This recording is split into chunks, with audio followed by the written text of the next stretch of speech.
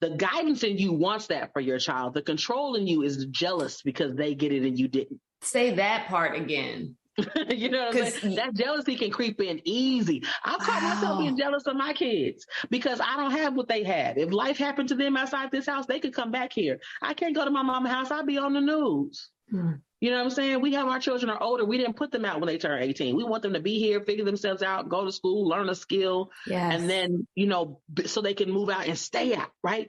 But then I'm grateful that I can help provide that for them. Exactly. And it's completely normal for you to feel that. Like this is the generational curse breaking shit I'm talking about. And so for me, just like we carry generational weight in our body from all the previous generations of Black trauma, we carry trauma in our genetics. We also carry joy.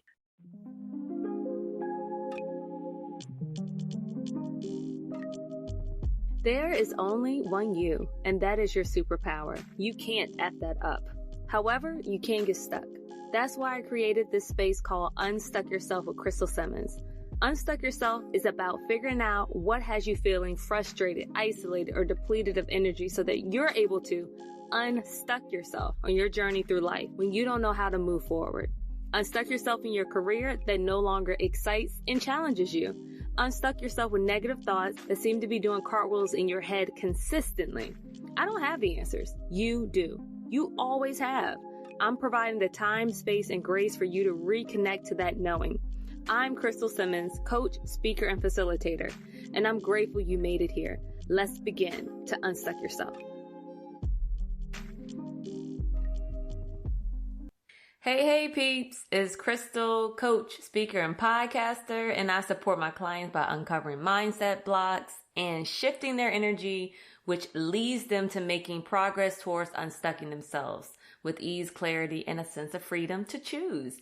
As life keeps lifing, I'm here to share Crystal's triple A's to increase your awareness to what is and isn't working as you enhance your abilities to take actions.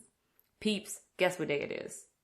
It is interview episode day, which is my fave. And this one had me laughing, gasping, questioning my own thoughts right in the very moment with this dope ass human. Oh, and just a little caveat. You might want to take this time to listen to this episode by yourself. We use very colorful words to express our excitement. And we're talking about a topic that maybe you don't want other people around listening to if you're at work or something like that.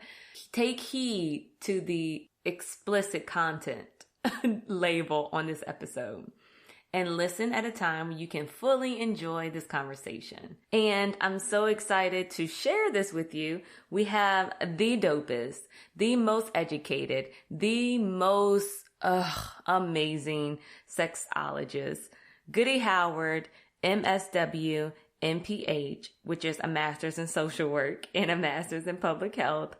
She is a award-winning sexologist, educator, and consultant. She provides pleasure and professional development workshops worldwide. Her authentic and enthusiastic presentation style allows her audiences to connect quickly to the concepts and enjoy learning about sexual health, pleasure, and human variance equity. She makes pleasure inclusive, comprehensive sex education accessible, intentional, and fun. While Goody's pleasure-focused offerings are her most popular classes, she also teaches relevant career development workshops for educators, social workers, and healthcare providers. Join the Goody gang email list and connect with Goody online at Ask Goody, AskGoody, on most social media platforms. Also, her website is askgoody.com. I will have more information where you can find Goody at the end of the episode. But y'all, please enjoy this time. Make sure you share this. Go ahead, hit the share button. It looks like a little Pac-Man mouth with two little balls on the end. Share with 2 peeps because this is an episode you don't want to miss. If you are listening, share this with 2 dope peeps right now, especially those with children. We got to be accountable, peeps. Enjoy this episode. It was so much fun. I cannot wait. Hey, peeps. The purpose of the Unstuck Yourself with Crystal Simmons podcast is to not only highlight my personal stuck moments and experiences, but to also create a space and community for others to share their stories, their voices, and experiences as well. And we have the lovely Goody Howard here. And before we dive into all the dopeness that you're creating and building, please let the peeps know who little Goody was that paved the way for the current Goody that sits before me today. Oh, wow. I mean, it's a plethora of things, right? I'm an ambivert, so I'm an introvert and an extrovert because I don't really like people, but I love people, but I want to be by myself. But I've always been the freaky friend. So, and I love to learn. So if we're having conversations or someone asks me a question that I didn't know the answer to, I was going to go look it up and find out. And that just put me in this rabbit hole of pleasure and society and culture. And it was just all the things that I love all in one place. And I'm talking about like, I'm card catalog Dewey Decimal System years old. Okay. So I'm at the library looking it up. It wasn't no, you know what I'm saying? We on microfiche. We not Googling anything at this point. So, I mean, so it just kind of layered. And so my bachelor's is in business. Okay. So I was doing financial things and accounting things professionally. And this kind of stuff happened on the side. And like, so I kept going to this one lady's parties. Like my friends kept having toy parties, but it was the same woman doing the presentation. And she was like, you're asking me these questions and giving this feedback. You need to be doing this work. And I was like, I don't like sales. I don't like people.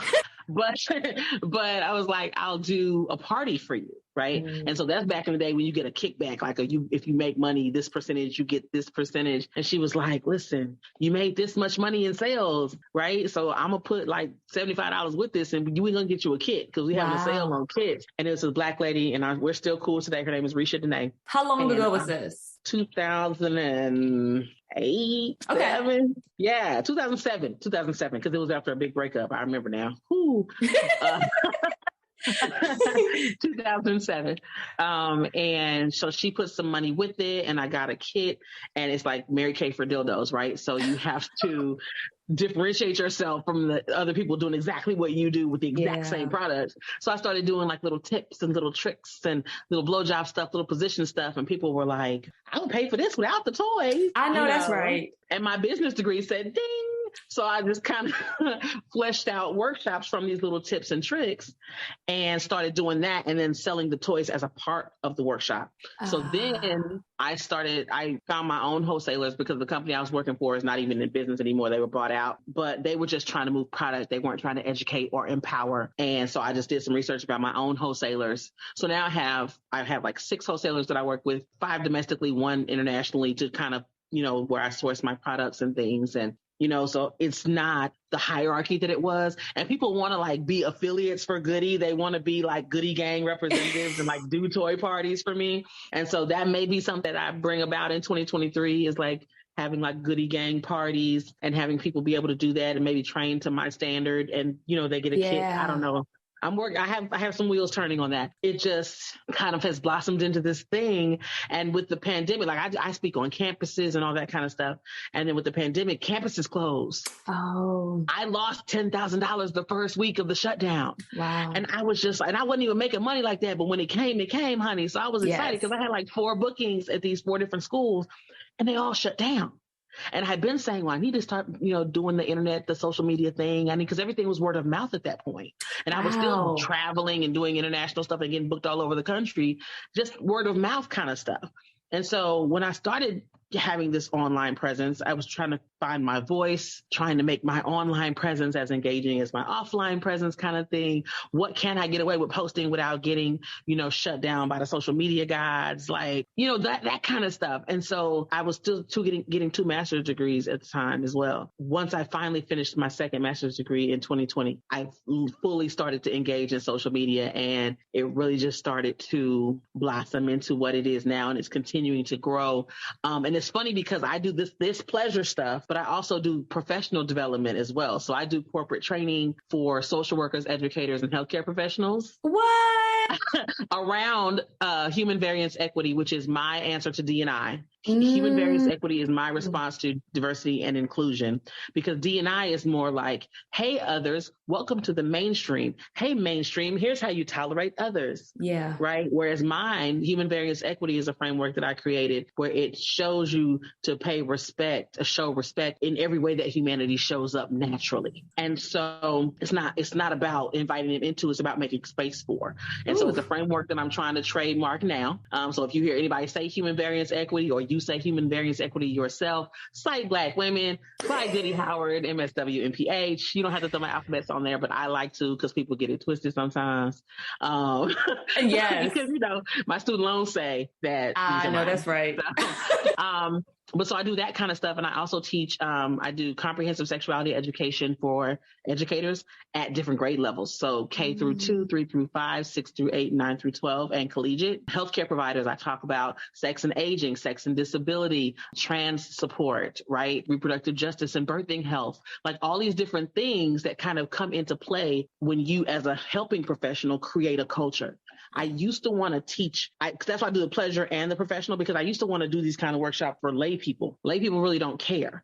And I would have to have so many different versions of my workshops for different capacity levels or age groups and all these things. And it just gets kind of infinite. Yeah. So it's like, I'm going to shift culture by shifting culture leaders. Yes. And so that I was like, it's because I wanted to do it in nursing homes. And I was like, oh my gosh, the capacity, I'd have to do Alzheimer's and lucidity levels. And I was like, no. So I said I was going to start doing the trainings for the staff. And so that creates a more sex positive culture in general of the space, which in the end result will help improve culture and shift culture. And so I'm thinking to myself, one of my things I'm always saying is, if it's not accessible, it's not revolutionary. And I consider myself a revolutionary. And so I really do try to make what I do accessible. And I attach for my professional development, the workshops that I offer are attached to continuing education credits for their licenses. Healthcare providers and things like that, they can get CEs for their licenses for my sex and aging, for my sex, gender, and orientation, for my navigating pronouns, right? I even on the fun stuff, in the state of Texas, I provide continuing education credits for marriage and family therapists for my oral sex workshops. Oh my goodness. All right, I'm going to jump in because my mind is exactly like in the best way though. Like my body, my chin is like tingling. Like I need the people to understand, because you mentioned social media and I have so many questions, but I'm gonna hit this one first. You were speaking about your presence on social media. I found you by way of James Harris, called himself the Black Therapist, had posted. And in my brain, I had told myself I wanted to speak to someone who is a sex professional, educator, because I already knew that was my vulnerable spot. I was like, ooh, I don't know if I want to talk about it. I don't know that much about it. Like, I know what I know. Mm-hmm. But I'm not a expert at it, Right. And so when he posted about you and I went to your page, her page is like so entertaining, but so clear and just like, oh, this is good. Not like some people might look at sex when we talk about sex where it could be kind of derogatory, kind of like, that's or like kind of salacious or offensive. Yes. Thank you. Salacious and offensive. But all of yours, like, I'm like, oh, what is that? It got me curious versus what tends to happen when people talk about certain things. I'd be like, ooh, can we talk about that? Is that okay? Like I have to actually go through like a checklist in my brain, which I am working on thus while we're talking. But shout out to James for having you. Or he posted about you because I was like, oh, I'm gonna reach out and thank you for responding. You mentioned you were always a friend who was curious, but at what age? Well, the first question I had, because I asked some of my listeners, because I told them I was talking, I was really excited. Wow, okay. And they were like, well, who did she have to talk to when she was younger growing up about sex? Who was your go-to? Or was it the library, like you were saying? I honestly, my mother is a nurse, and she was very intentional about teaching us about the mechanics of sex, right? Yeah.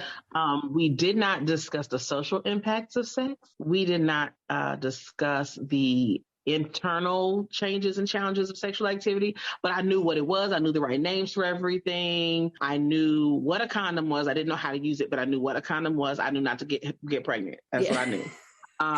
But like with the mechanics of sex, we were very much aware of different kinds of sex, so oral sex, anal sex, vaginal sex. We were aware, like all the diagrams. I have amazing A&P knowledge, anatomy and physiology knowledge because of my mother. But we didn't talk, like I said, we didn't talk about the social impacts of sex. Yes. We didn't talk about autonomy and boundaries and, the right. If somebody had told me, I could have waited. Yeah. Waiting.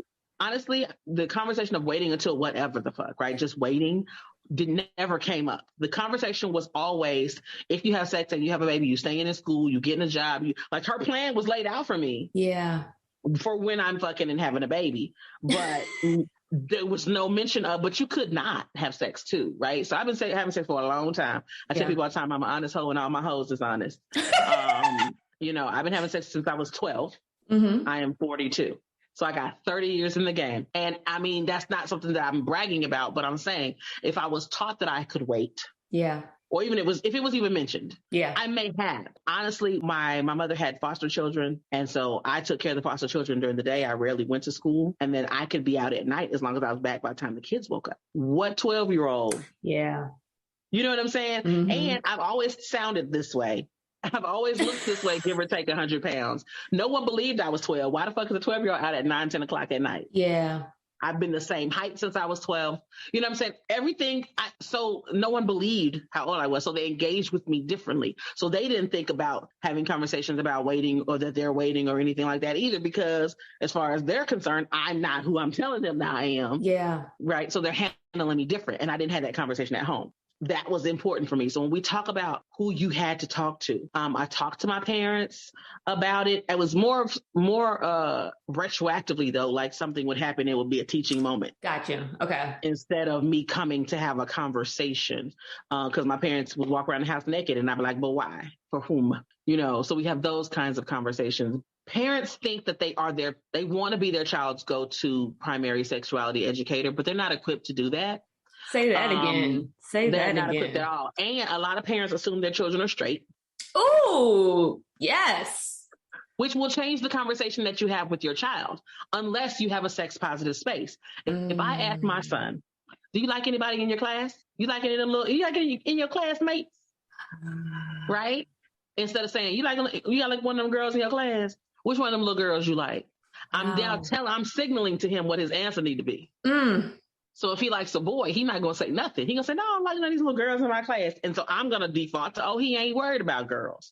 So he's not worried about sex. And I'm wrong. Yeah. You see what I'm saying? So if you ask your child, do you like any of your classmates? Then you may have a more fulfilling conversation. They're reacting to how you watch what happens on television, or whose music is playing, or how you feel about this thing or that thing, or these people's rights to exist in peace. Your children are watching you. So regardless of what you say, if your child is queer meaning they are a gender or sexuality minority, okay? Because gender and sex are two different things. If your child is queer, you're showing them that you're not a safe space.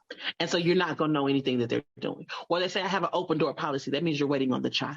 Yeah. You know what I'm saying? Or I have a homeboy. He was like, my sons, I told them when they're ready for sex, just come to me. We'll go get condoms. I said, by the time they come to you, they've already had sex 2, 3, 7 times. Say that again. My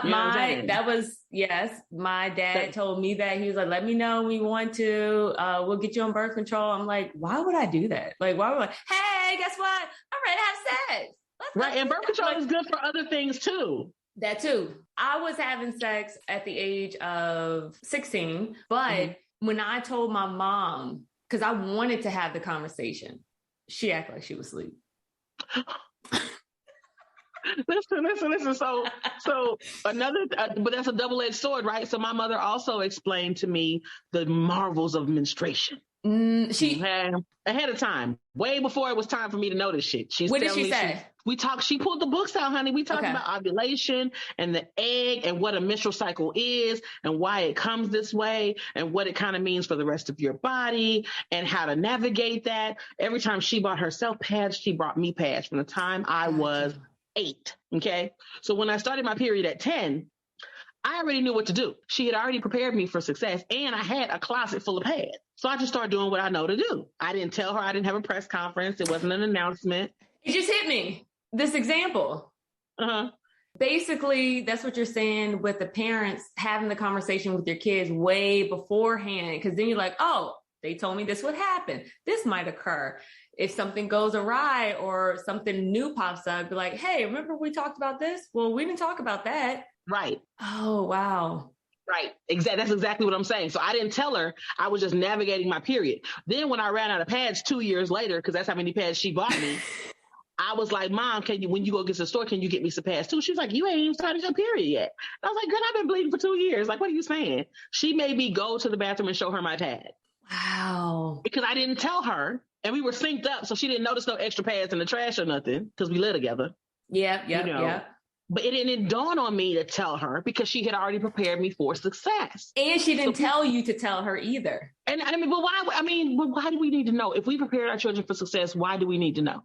Ooh, that's a control kind of thing. That's their business. So people ask me all the time, because I have a 25-year-old, 23-year-old, 18-year-old, and a 6-year-old. People ask me all the time, are your kids sexually active? Well, I'm sure the 20-somethings are fucking. Mainly because they've both been caught fucking.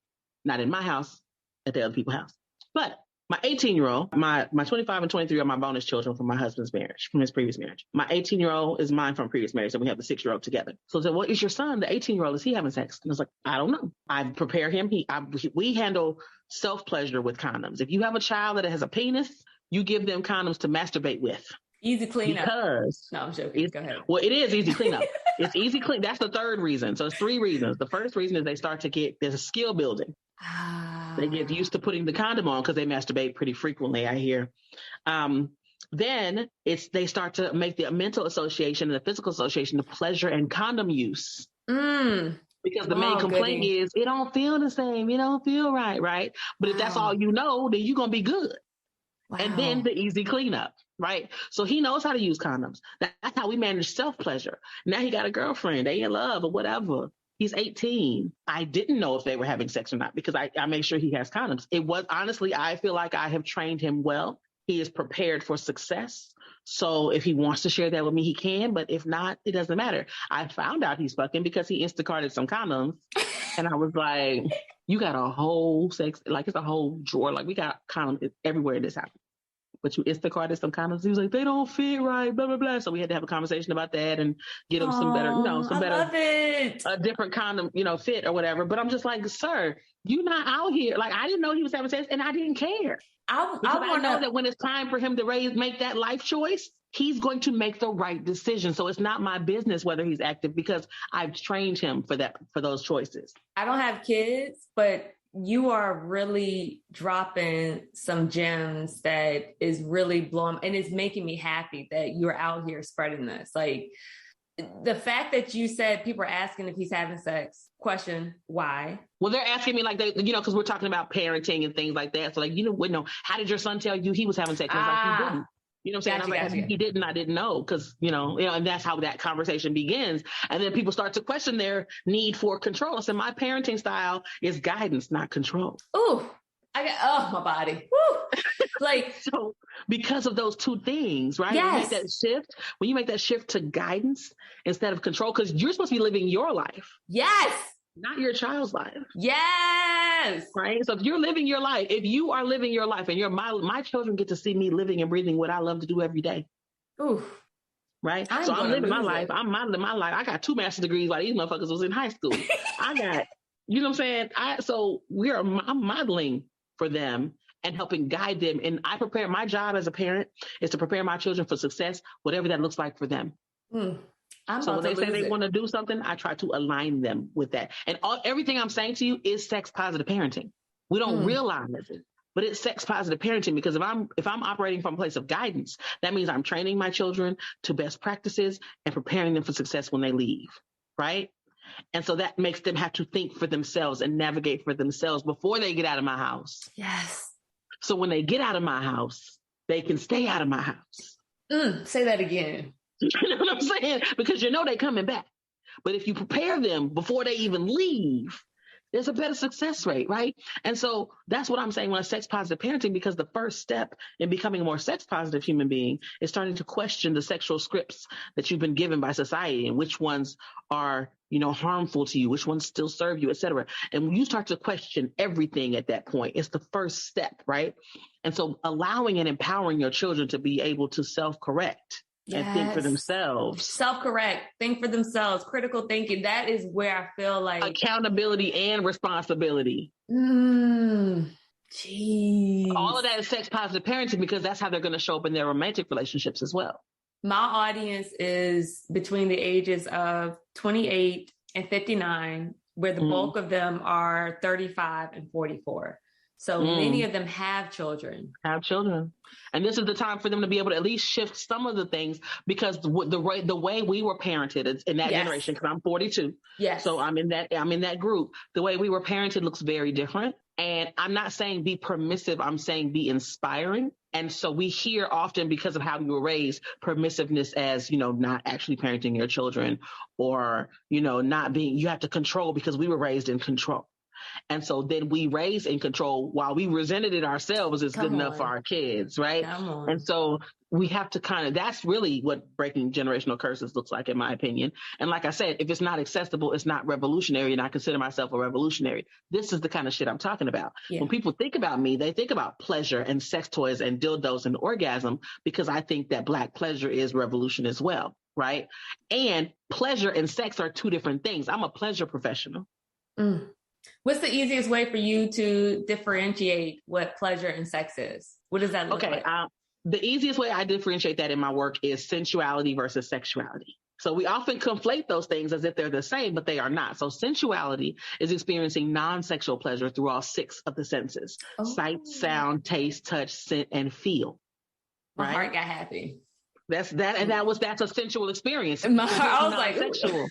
You see what I'm saying? Yes. And so when you live sensually, experiencing non-sexual pleasure, then when it's time to get sexual, you will then experience sex through all 6 of those senses, which makes you more receptive to the over 18 different kinds of orgasms that the human body has to offer. So I'm a pleasure professional. Love that. Right. And so non-sexual pleasure and sexual pleasure. Non-sexual pleasure is like how you got that heart quickening, right? That is a non-sexual joy. That is a joy. Right. And so that is what sensuality is. The sun on your face, the wind across your shoulders. Just, when you hear a song that sounds like a beautiful day in a cute outfit. Like today. You know what I'm talking. You know exactly what I was talking about. That is a sensual pleasure. When you go out to eat with your friend and you give them a hug and they have on something that feels good in your fingertips and they smell amazing, and you just miss that hug, because with the COVID and everything, that skin to skin, that person to person. Then you sit down in a beautiful restaurant. So you look at it, everything looks good. You order something, you smell it coming from the kitchen. Yes.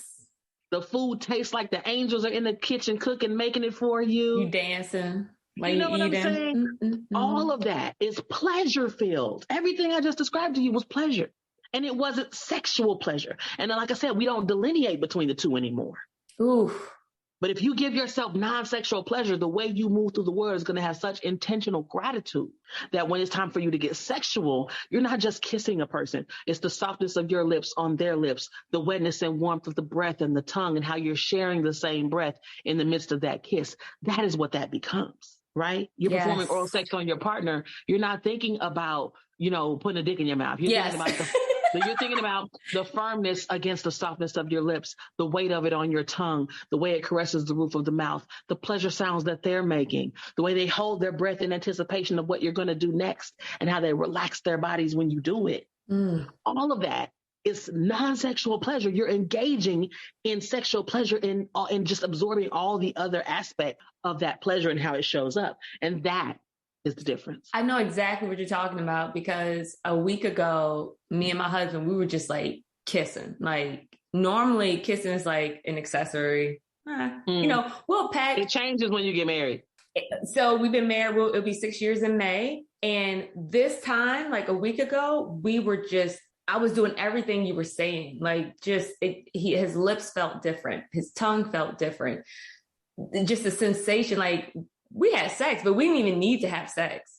And that was the first time that I and him, he was like, yo, we didn't really need to have sex for real. Like, it was amazing. And because you were connected on different levels. There was layers to the pleasure.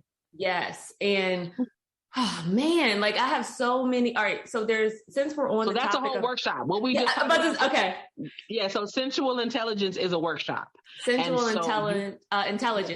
Okay. Because that's what it is. When you become intelligent and aware of your six senses as a part of how you move through the world, it looks different. And so what the workshop is, we're doing what we did just now. We delineate between sensuality and sexuality. We give several examples of each sense. We go through all six of the senses, and we talk about a sensual pleasure and a sexual pleasure. But we talk about the sexual pleasure via the sensual lens. Yeah. Yeah. Right. And then at the end, I give you like some actionable items that you can easily and free incorporate into your life to improve your connection to your sensuality and start that journey for yourself. So it's about 60 minutes. It's not even in person or online. Oh, they're online. Okay. And I just did one. So I'm about to launch the replay on sale on the website, and it comes with like a worksheet. So you can kind of work through and do some things. And so, but I haven't put the replay up yet because I like to edit them. Now I want to improve production value. And I think it's important, again, the accessibility piece. Yeah. So I am taking them down one by one and adding the captions and kind of breaking them into segments and doing things like that because it makes it more accessible for people. A lot of times studies show people watch videos in places they're not supposed to, like the toilet or a meeting or on a Zoom. Not on a meeting. Yeah, on a meeting, in a boardroom with people. And so the captions help for hearing people and hearing impaired people. Yeah. And so right now the replays don't have captions. And so I'm going to go back and do the captions and things like that. So sensual intelligence will be the first replay that has captions. Yay! And I thought it would be important to do it that way because again, it plays into the sight. Yes. Of it all, right? So, that's exciting. It'll be up before March is over. Okay. Because I want to start April with sensual intelligence. But like I said, so I do the sexy stuff, like the fun, but I do the hard skills and the soft skills. So I have like sensual intelligence. I have one called relationship goals, which you explore your anger, apology, and love language. Because most people only know about the love languages. Yep. But the apology language and the anger language matter just as much. We talk about those and we explore all of them. And then we talk about which ones you are and then ways to, again, apply it to your existence. I really try to make things accessible and applicable for people. One of the things that God has blessed me with is the ability to take higher level ideas and frameworks and concepts and make them into bite-sized pieces that are accessible to people that don't do this work. And then the inner educator in me wants to give them like an assignment or an activity, a check for understanding, if you will, so that they can apply it to their lives. So like I said, people think of me, some people, depending on where you meet me, you don't know what you're going to get. Like if you meet me if I'm teaching at Johns Hopkins about sex, gender, and orientation, and then I'm at Tulane the next week doing sex trivia. I saw that, yeah. I'm back up here at the mayor's office at UT Arlington talking about vasectomies as a birth control option because it's Women's Health Month. Or I'm doing Sex Toy Saturday and talking about all the different ways that this toy can be used for sexual pleasure. Like it really depends on where you meet me, but every single time I'm connecting back to pleasure. You definitely are. Like even just what we just went through, like in my head, I had a couple of ideas of things we could talk, but this was way more beneficial and valuable and exciting. And just my brain is so happy right now. Like literally, like it's so happy. And I wanted to ask, what is one question you wish people would ask you that they don't? I don't know. I do know that I wish people asked me more questions about me as a person versus me as a professional. Mm-hmm. But professionally, I don't know. No, go ahead and do personal. That's fine. Like, no, I don't know. Okay. I don't know what I wish. I wish people knew that I was more than what I do, but even because I'm passionate about what I do, everything I do brings me joy. So it's still non-sexual pleasure, but still, I don't know. I just wish people, when you meet people, you put them in a box sometimes. Yes. Specifically sexuality professionals as I have t-shirts that say dildo dealer and everything else. I'm a business. Oh, and yes. I'm an educator and I don't want to be famous. I want to be impactful.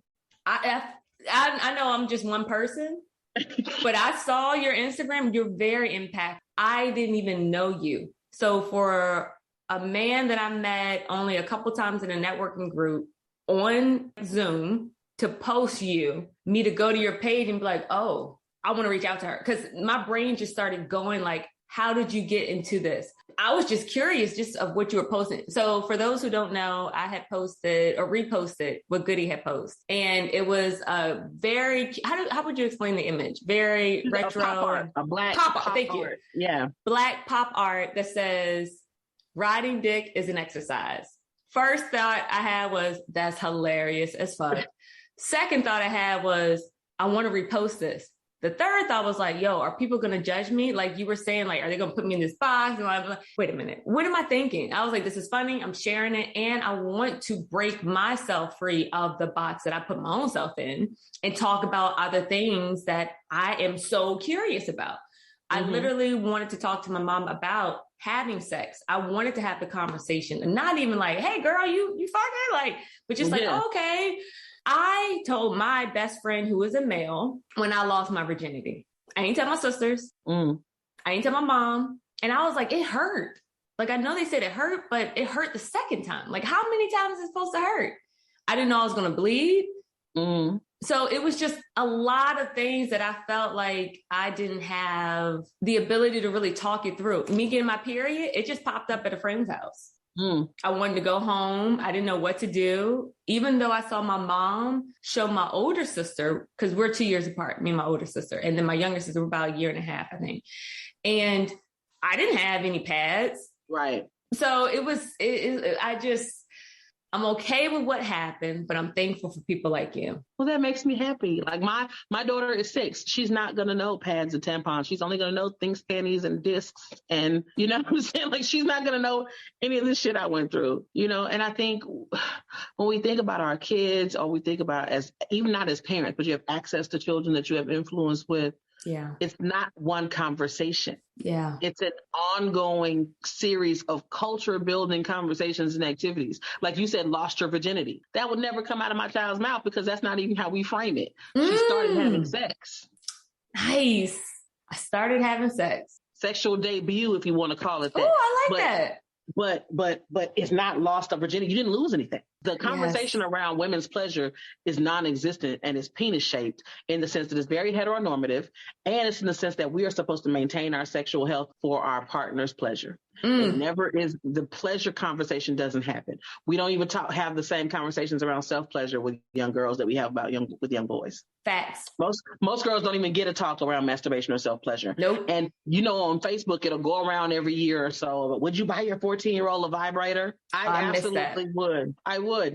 And I would buy my 14-year-old boy a pocket pussy. I sure would. Because now people think vibrator, they think big old penis, dick-shaped vibrator, right? Yeah. Bullets are vibrators too. Yes. You know, a little bullet with a finger strap on it, so she ain't got to try to juggle the bullet and herself. Listen, because then she's going to be able to connect to her pleasure. And in Maslow's hierarchy of needs, right? At the bottom, food, water, shelter, pleasure. And what happens is when you can give yourself that pleasure that's in parentheses, you move to the top of the pyramid fast, to that self-actualization. Okay. So when you are able to provide your child with the tools and education necessary to provide their own pleasure, they move differently. Studies show that children that have masturbation and sex toys wait longer to have sex. They report more satisfying sex and higher relationship satisfaction. For those of us that didn't have that conversation, that didn't get a vibrator or even have a conversation about pleasure in the home, the first little motherfucker come whispering and telling us we pretty. That again. Yeah. And then the sex might not even be good, but it's all we know, and it felt good to us at the time. Then we get better and look back at our young self like, you were tripping.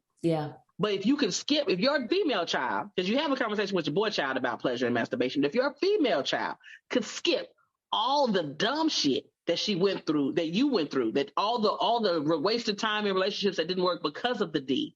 Yes. Because you were depending on that man for your pleasure, or that woman, that partner for your pleasure, but they weren't good for you. They was just good to you. Right?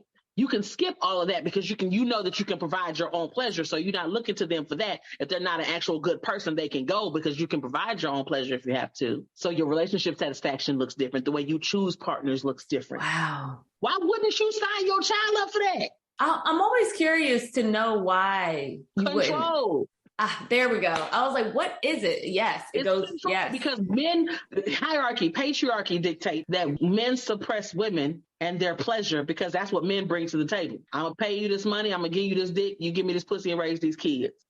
Right? That's the social contract. But if we can provide our own pleasure and we can get our own jobs and we can get our own education, now we can do all this other shit for ourselves. The only thing they think they can provide for us is dick, which is supposed to be the only source of our pleasure, assuming that we even like men and penis. So now that you don't even have that to bargain with, you gotta be connected to your own pleasure. Now, if you're connected to your own pleasure, I have to shame you so you get back in your place. Whew. I got to make you feel like you loose or you a hoe or you a slut or you whatever, somehow less than a good girl or a woman, a real woman. You're somehow less than if you enjoy sex or you enjoy having sex. If you find pleasure in that, there's something inherently wrong with you. Jeez, yes. Because you're only supposed to find pleasure with a man and that's it. The pleasure gap, the orgasm gap says different. Okay. The orgasm gap says that heterosexual women finish last. Wow. They experience orgasm the least amount of times in their lives. They're like a 40%, whereas lesbians are like a 80% and gay men are at like a 90%. Wow. That should let you know right there that sexuality is not a choice. Because why would we keep choosing underwhelming orgasm? You know what I'm saying? So I think that we have to have these conversations, because you would, if by getting the right education for your child and having the healthy conversations and then buying them this sex toy could help prevent all of that. The guidance in you wants that for your child. The control in you is jealous because they get it and you didn't. Say that part again. You know what I'm saying? That jealousy can creep in easy. I caught myself being jealous of my kids because I don't have what they had. If life happened to them outside this house, they could come back here. I can't go to my mama's house. I'd be on the news. You know what I'm saying? We have our children are older. We didn't put them out when they turn 18. We want them to be here, figure themselves out, go to school, learn a skill, and then, so they can move out and stay out, right? So I'm not tripping. But I was a 22-year-old divorced single parent. My life looked real different than my kids' lives. You know what I'm saying? And so I caught myself being resentful. Like, man, if I only had to worry about me, you know what my life would look like? Yes. I have never in my life had to only worry about myself, to be clear. Me and my sister are 10 months apart. So she's always been, if it wasn't her, it was my mom's foster kids. I had custody of my brother while I was pregnant with my son. Like, I've always had other people to take care of. Let me have only had to worry about me. Like, that would be nuts. And so I have found myself getting resentful in certain times, but then I'm grateful that I can help provide that for them. Exactly. And it's completely normal for you to feel that. Like, this is the generational curse breaking shit I'm talking about. And so for me, just like we carry generational weight in our body from all the previous generations of Black trauma, we carry trauma in our genetics. We also carry joy in our genetics. I want to make sure that we're tapping into that, because the concept of normal is subjective. That's why I was like, normalize this, normalize that. The concept of normal is subjective. This is normal in my house. Exactly. As a kid, I would always say that, like, I grew up with both of my parents, and my husband had a single mom raise him and his siblings. And I would tell him, like, they always say it's normal to have two parents and then, maybe a dog, but who says that? It sounds like your mom she did an amazing job with them, talking about sex, having them read books, do report. Like, I was like, oh, I just wish I could have done that. Like, something. Yeah. She did a damn good job with them. And to me, I'm like, that sounds like that should be normal as a parent. Like, I shouldn't be like, hey. But that's also as a parent, because here comes some more, because I'm all about language, right? Language is yes. So here comes some more language arts. Here comes some more language arts for you. She was a parent. Some people say, I was the mother and the father. No. You was the parent. When you get into mother and father roles, name off the things that a mother does. Yeah. A mother has to cook and clean and educate and raise and rear and dress and shop for and manage households and make appointments, go to parent-teacher conferences, comb hair, all of that. That's 11 things. What does daddy got to do? What does a father have to do? Work. Go to work. Come home. Get the big piece of chicken. And if there's any discipline that needs to happen, maybe, right? Because wait till your father gets home kind of shit, right? 4 things to them 11 things I just named off. So guess what? Fuck that shit. Mothering is overrated. Yeah. I am not a mother. I'm a parent. My husband, who I call my partner, not my husband, because husbands are a liability. They're just another child. They're just another dependent. The husband is not held to the same standard as the wife. Okay. So I'm not a wife or a mother. I'm a partner and a parent. And he is a partner and a parent. We have a 6-year-old daughter. I don't bathe her. He bathes her. You know why? Because when mommy bathes her, it's get in, get out, lather your body, He bathed her, baby. He cut the Bluetooth speaker on. Aww. She in there having tea. I mean, they listen to the trap music, but she in there having tea parties. She got her little mermaid tail on. She's swimming in the tub. Mommy's not having none of that shit. Okay, let's go. Wash your vulva, wash your feet, wash your face. Let's go. You know, she like it with daddy because daddy let her just take a bath and just so mommy doesn't do that. Yeah. Okay. Mommy doesn't wash clothes. I don't do laundry. That's not my ministry. You know what I'm saying? I went and got the big front facing with all the buttons and bells and whistles. Girl, I thought I was going to help the other day. I went in there trying to start a load of clothes. I put the clothes in there and I looked at that machine like, nah, this ain't it. So I called my husband. I said, hey, I tried. But I didn't want to push none of them buttons. I didn't know you had no presets for nothing. So I didn't do it. I was like, I'm not gonna fuck his machine up. No, right? It's not my machine. We don't have kids. And I told my husband the same thing. I was like, I don't want to fall into the role of everything like you just labeled. My mom did a lot. And I was like, what the fuck I look like? We both had the kids. Your mom did a lot. And even your dad, even though your dad probably was active with y'all, it looked different. Right. Completely so different. That's why with his mom, she parented. Yeah. She did everything. Everything. Just like your mom was parenting and he was over here like vice parenting. You know what I'm saying? Yes. So when the partnership and the parenting come together, that's what it is, right? So you have to have a partnership to then become parents. And so that's why when I say the concept of normal is subjective, very much so like what you're talking about with your husband and his mother, she parented him. Yes. And his siblings. Whereas your mom was a mother. Yes. And honestly, when you're a single parent, because I've been both, I didn't marry my only husband, my partner. I have a husband who is a husband now, and I have a partner. Okay. I didn't marry my partner till my son was almost 9. So I was a single mother for a very long time. So I appreciate you breaking down the partner because I would hear people say my partner. I'm like, why do people say partner? I was always curious, but I never thought to ask. As soon as you said, I was like, that makes more sense. Like we in this together. And I would tell my partner, I was like, if we had kids, this is like years. We've been together for like almost 20 years. I remember telling him, I was like, if we have kids, I'm going to leave you with the kids. If you break them, we'll figure it out. Like, I don't want to, because that's what my mom did. She didn't really want to leave us with my dad because like, oh, he don't really know what he's doing. Neither one of y'all know what you're doing. Y'all need to come together. Exactly. So her and I had conversations of, nah, I'm not doing that. No. Yes, exactly. I had a friend, we went out of town, girl, she got a babysitter for her kids. You had a whole husband at home. You got a babysitter to go out of town. I wish I would. Yeah. And that's what I was like. I would have done it. Thomas and Howard may not have done it the way I would have done it, but they'll eat, they'll be clean, the house will not be burned down. Exactly. That's it. It might be chocolate cake for breakfast. It don't matter. I was like, I don't know. It's too much. And my mom, I'm thankful for both of my parents, but she's done so much. And I tell her all the time, like, I want you to live your life. Like, I want you to really experience how it feels not to worry about everybody, because she has had to do that. But I love you, Mama, if you listen to this. But yeah. I cannot wait. When that 6-year-old get grown, baby, when that 6-year-old is 26, I cannot wait. Y'all gonna be, what they say, that sound, prepare to be sick of me. Like, when they gone, because the 6-year-old, we had kids already, and we was like, we don't want no more kids. And then we were like, our relationship is so amazing. What would it be like to co-parent in this dynamic? And so she was on purpose. She's the only one that was on purpose. So that's dope. She is our social experiment. Okay. You know, but it's like making the conscious decision to co-parent. Yeah. But even then, like I said, I have to correct myself now, because I said I was a single mom. I was not a single mom. I had amazing support. My ex-husband mom was amazing. Okay. And so it's still amazing. I was a parent that was single.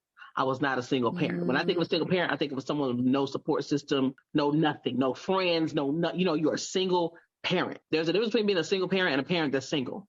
Wow, that's a couple of people just ran through my mind, and they listen to this podcast, and I hope they know that message was for them, because when they had their first child, they considered themselves as a single mom, but they had support.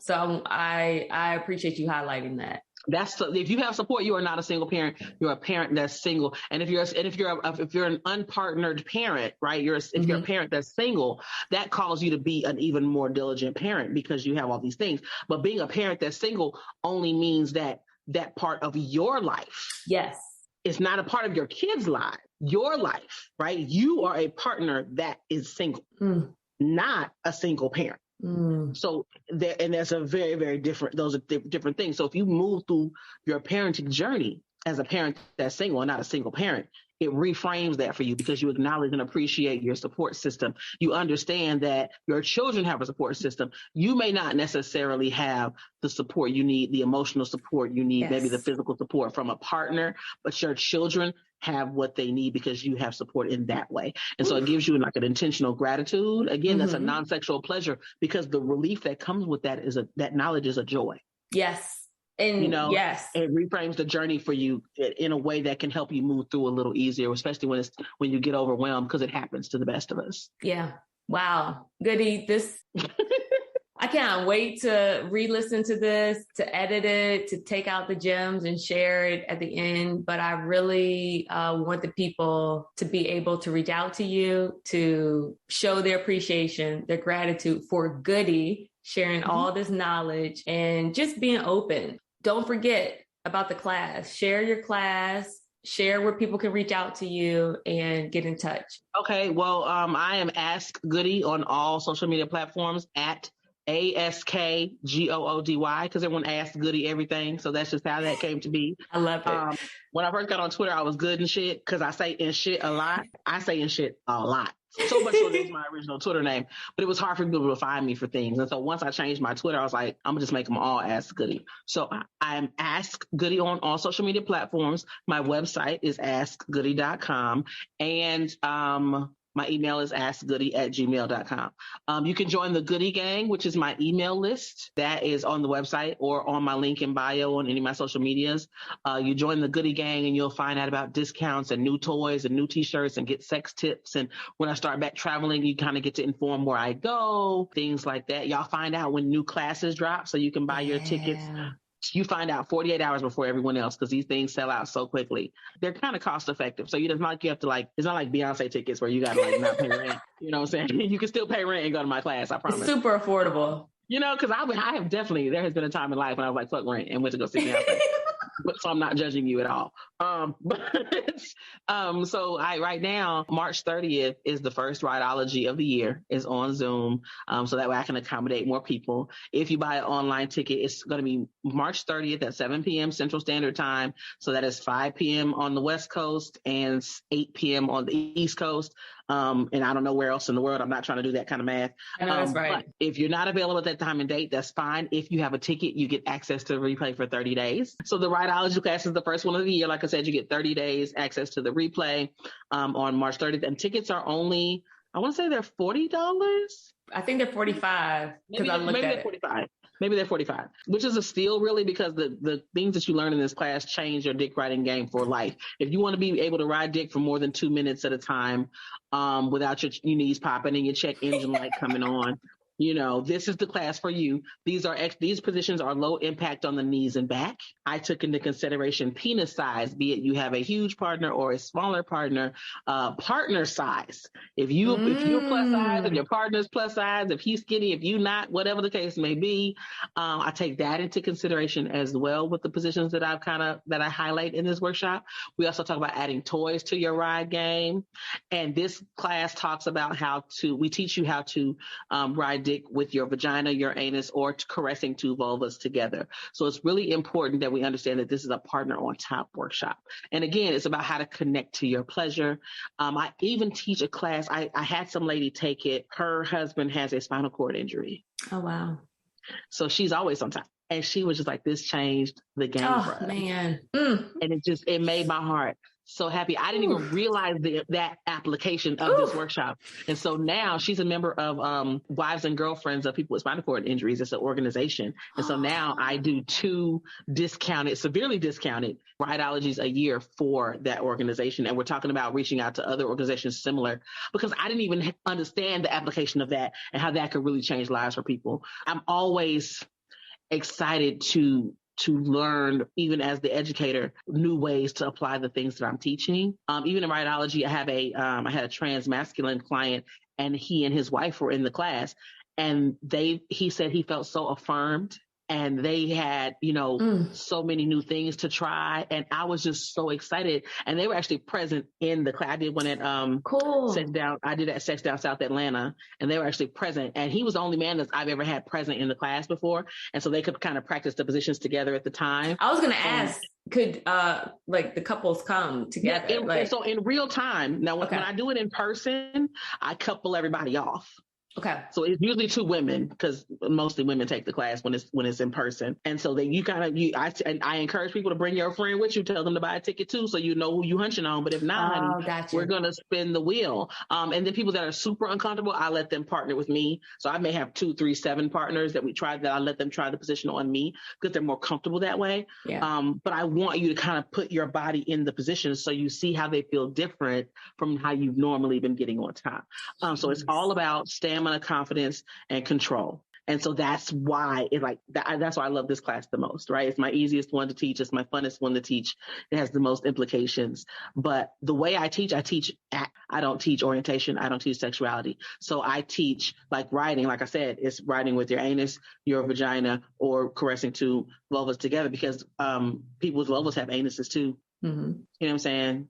And so even if you're a man and you're writing on another man, that I'm teaching you how to get up there with confidence, control, and stamina. Yeah. You know what I'm saying? When I teach my oral sex on a penis class, I have guys ask me, yo, can I come to that class? Can I come to that class? Yeah, if you sucking dick. This is the class for you if you're sucking dick. I don't care if men are there if they're engaged in the information. Now, if you're just coming because you want to see other women performing on these dildos, then you can't be in here, because you have to actually be putting the dildo in your mouth as well. When I do it online, it's webinar format, so you can only see me. Gotcha. Yeah. Online is webinar format. It makes it easier for me to edit the replays that way. But also, people kind of learn differently when they don't feel like they're being, surveilled. Absolutely. And the educator in me understands that. So especially with this kind of content, so I really try to make sure that people understand. So I have Cupcakes and Cunnilingus coming up on April 11th, because Steak and Blowjob Day was March 14th, right? That's the masculine response to Valentine's Day. I didn't even know that. I only knew that because of you. It's the whole thing, right? So I did a Steak and Blowjob Day class where I partnered with a Black chef, and she did a steak recipe, and gave us her steak preparation tips and stuff before the class started. And then we did the blowjob class, and that was on March 11th to give people time to go buy their steak and stuff like that and watch the replays and all of that. April 14th is Cupcakes and Cunnilingus. So April 11th, I'm teaching a class for the oral sex on a vulva. Gotcha. It's the feminine response to Steak and Blowjob Day. So Cupcakes and Cunnilingus. And so I have partnered with a baker, and she's doing I'm calling it, she hasn't given me the name of the cupcake yet. It's a Goody inspired cupcake. She was like, if Goody was a cupcake, this is what the flavor is, and this is so she had not told me. So we're going to say a Goody inspired cupcake. So she's giving us a cupcake recipe. And then she's also going to do like her baking tips and trips, like fluffier cake or whatever, before the workshop begins. And then we're going to go over the oral sex on a vulva workshop. And so anyone that's performing oral sex on a vulva can take this workshop, because it's webinar format. If you have a vulva and you're curious about oral sex on a vulva, maybe how to make it better experience for you or for the partner that you have. If you have somebody that's giving you oral sex and you have a vulva, send them to this workshop. And then, again, you get the replay for 30 days. But I try to make things that are accessible for people, but I try to make them fun. Yes. So I learned some steak stuff, child. I don't even eat meat. I learned how to make, my husband does. I learned how to make steak. I was like, well, I never did that. Why you can't? Did you know you're not supposed to take the steak out the pan with a fork? Yeah, you don't want to pierce all the juice. It dries it out. And I have no idea. I don't eat steak either. No. I used to love steak when I ate meat. That was my shit. Ribeye, oh my God, that was my shit. But I never knew how to prepare it. I would just order it or go to a restaurant. I'm more excited about this cupcake. I'm like, all right, listen, I'm gonna make it. I'm gonna do a YouTube where I make the cupcake, because I'm excited. Nice. I'm excited. But yeah, so it's the whole thing. But so the Riteology is March 30th, and the Cupcakes and Cunnilingus is April 11th. And so those are the 2 classes that I have now. I'm adding Sensual Stretch, and Sensual Stretch will come out the first Sunday of every month. Okay. So it's only going to be $10. It'll come out the first Sunday of every month, and you can do that stretch routine all month. Okay. And then you buy the new one. When the new one comes out, you get a new one, but you do that stretch routine for that month. And it's set, what is the stretch for? What is the intention? So general health, right? Sexual health is public health. So stretching not only helps, I'm not even going to talk about the sexual benefits yet. I'm going to tell you what stretching does first. Stretching helps with your posture, your gait, your hip health, your joint health, right? It helps you stay mobile independently for longer. My grandmothers are in their late 80s and early 90s, and no one's walking with a cane. My grandfather, two grandfathers that just passed away in the last 6 months, they were 91 and 92 years old and walked independently. Wow. So, I mean, you know what I'm saying? Like, because and my grandmother stretched every day. It helps with spinal cord stability, like spinal stability and all of that. So then, and flexibility decreases with age. So when you're stretching, it helps with all of these things. And so when you stretch like your rib cage and things like that, it helps with your pulmonary health because your lungs can expand differently. Yes. Like it touches all these different buttons. And we ain't even talked about the sexual benefits yet. You know what I'm saying? But the flexibility is a benefit when it comes to sexual pleasure, right? Range of motion, activity of limbs, all is a benefit when it comes to sexual pleasure. So it helps you. So if you add, like when you get up in the morning or before you go to bed, you stretch before you do anything else. It should be like brushing your teeth. I'm excited. So it's a thing. So I have different things that I'm trying to expand my brand recognition, right? Because people know Goody is the dildo lady.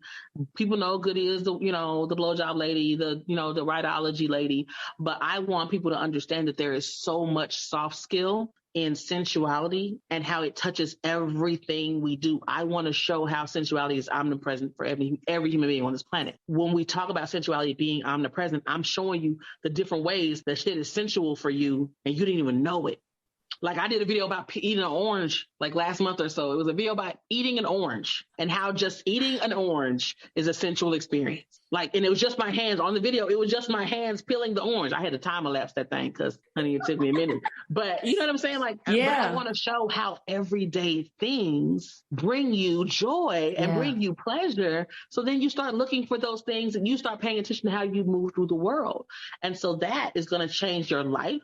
And when you have better life satisfaction, you have better sexual satisfaction. Yeah. People that have better sexual satisfaction tend to have better relationship satisfaction. It's all interconnected. Yes. I'm very much a systems theory kind of person. And so I know that I feel like it's all connected.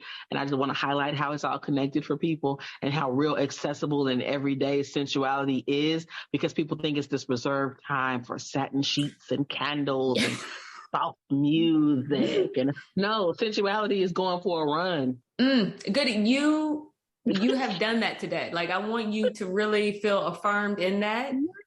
Like, you have definitely given me so many different visions of how you are being revolutionary. You're doing it. Like, seriously. Yes, thank you.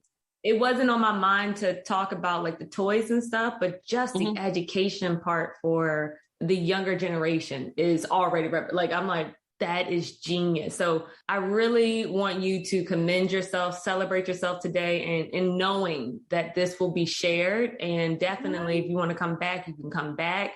Of course. But I am just so thankful and just pleased that we were able to do this together. So I really appreciate it. I will tell you this. It is very rare that people let me get on their platforms and just ramble.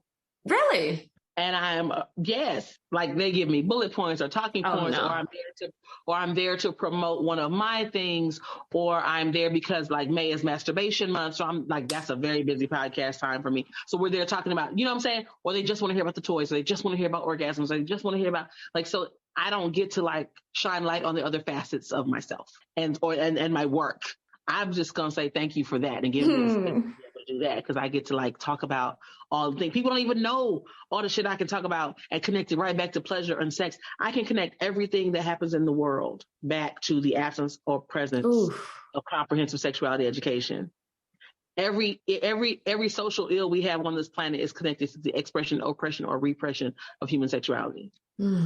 Which goes back to just joy. And people don't know what joy is versus happiness. Or busyness compared to productivity. Yes. Like people like, how was your day? I was like, it's very productive. I don't like saying busy. I'm like, I wasn't just I was like, no, I was intentional with my time. I got the work done that I wanted to get done. I got it done actually quicker. Oh, that took me a little bit longer. I don't want to say I'm busy anymore. I was productive today. Now I tell people at the end, when you say have a nice day, at the end of your emails, I say have a restorative evening.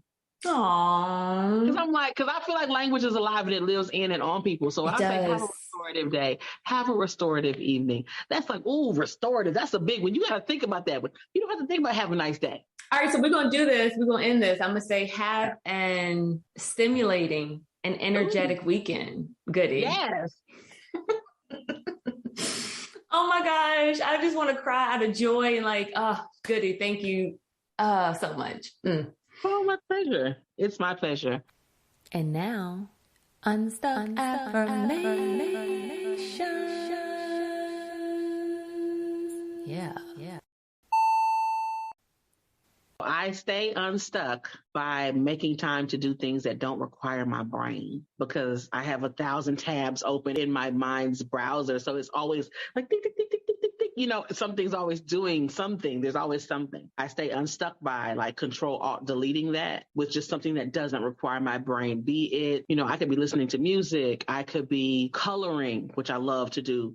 I like, if I do watch like mindless TV, I'll watch like HGTV or like a Law and Order or SVU or something, because there's a beginning, a middle, and an end in a reasonable amount of time without having to wonder what happened, or, it has closure. Like you can't watch something that's a series like Married at First Sight, which is one I love to watch.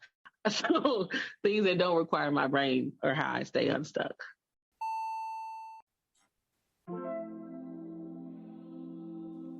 I mean, come on. There was so much more we could have talked about, but I feel like we kept you long enough.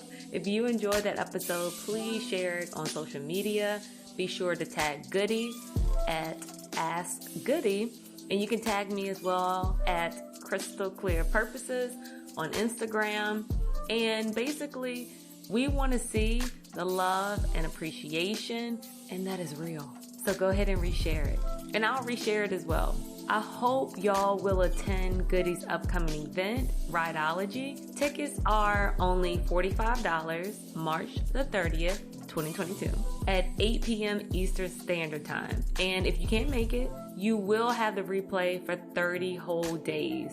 Be sure to follow at Ask Goody on Instagram, all the other social media outlets. Also, you can visit her website for more upcoming events that she's having at askgoody.com. All of these links will be in the show notes, so just go ahead and expand the episode to see more. Here are the unstuck questions and gems that were dropped. Number 1, Goody Howard, MSW, MPH, shared her answers to the DEI space, which is human variance equity.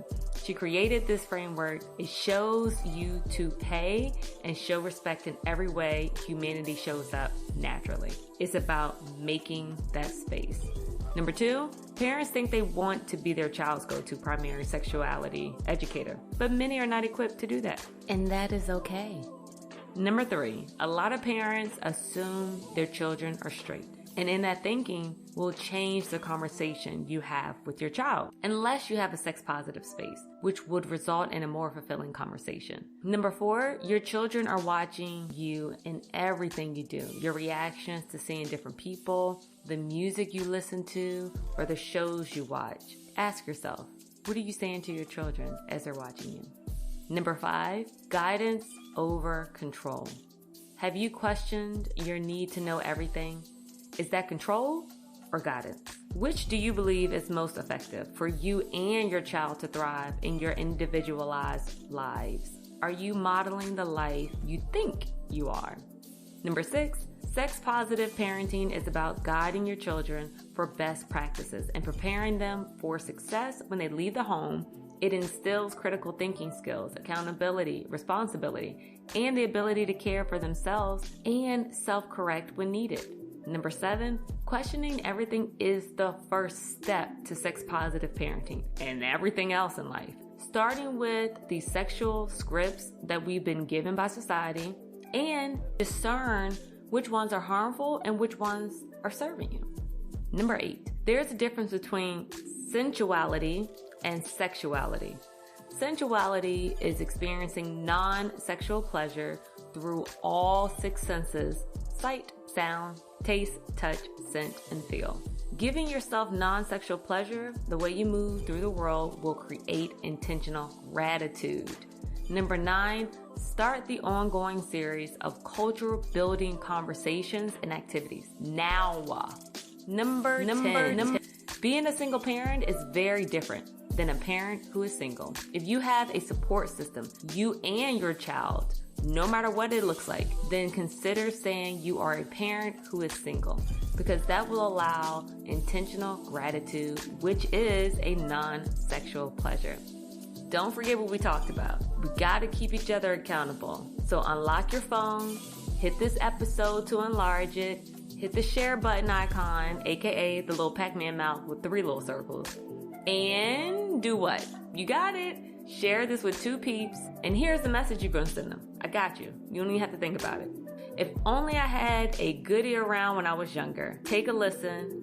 That's the message. That's it, peeps. We are breaking generational curses.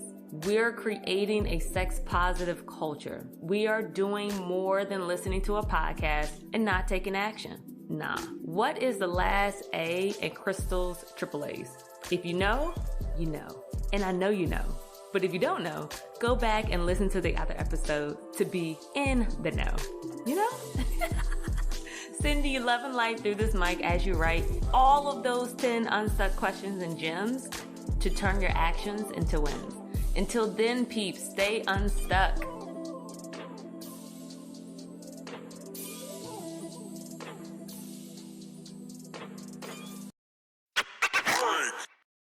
Oh no, I should have kept this. Because that's what I talk about, how adding sex toys, like to stimulate yourself while you're performing oral sex on your partner. That makes sense. Create sort of an operant conditioning of giving pleasure and receiving pleasure. Yeah. So that after a while, you have a Pavlovian response to where you may not even need the toys anymore to be able to reach orgasm from performing oral sex. All right, stop giving away all these tips. Y'all sign up for the workshop. And oh, look, I thought we would stop recording. No, we still go. I'll stop it right now, though. No, well, I'm going to say thank you. But yeah, you're going to edit it out. Okay. I say thank you. No, I'm going to keep it in. I'm keeping this part in, too, that I'm saying I'm keeping it. It's like we in the studio. Yo, run that back. Right. I need more snare. Turn me up in my headphones. Yeah. All right, y'all. We are out. Thank you, Goody. I appreciate you. Again, have a very energetic, stimulating Saturday and Sunday. And I cannot wait for people to hear this. So thank you.